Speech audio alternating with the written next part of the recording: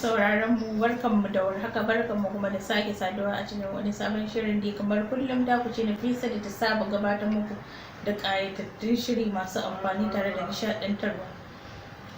A yau kuma na zo ma uwar gida da wani tsaraba yadda za ta sha ta yi amfani da shi. Yanzu in na faɗa miki yadda za ki yi da shi wanda zai ƙara miki ni'imar da kike da shi a tattare da ke uwar gida.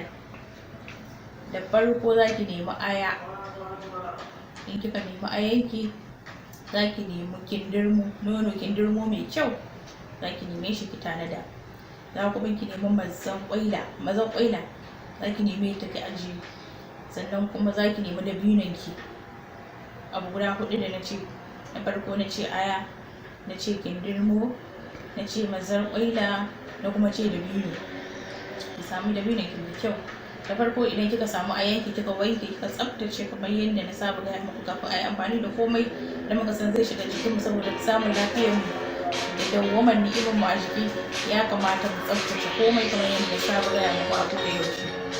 Idan kika wanke ayan nan taki tsaf kika rege kika cire mata duk wasu tsakuwa da ke jiki da wani ƙura kika tsaftace. Idan kika tsaftace wannan ayan taki sai ki baza ta a tabarma mai kyau, ki samu guri mai kyau inda ƙura ba zai ƙara hawanta ba. Idan ta bushe sai ki kawo turmin ki tsaftatacce shi ma ki daka yayi gari, ki tankaɗe garin ayan nan taki ki ajiye ta a gefe.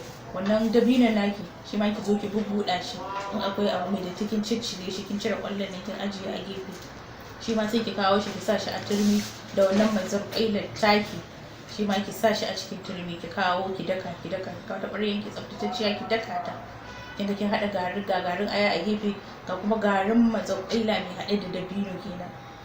To wannan kindirmon naki da na ce ki tanaje shi ki ajiye, da shi za ki riƙa amfani da wannan garin kina sha.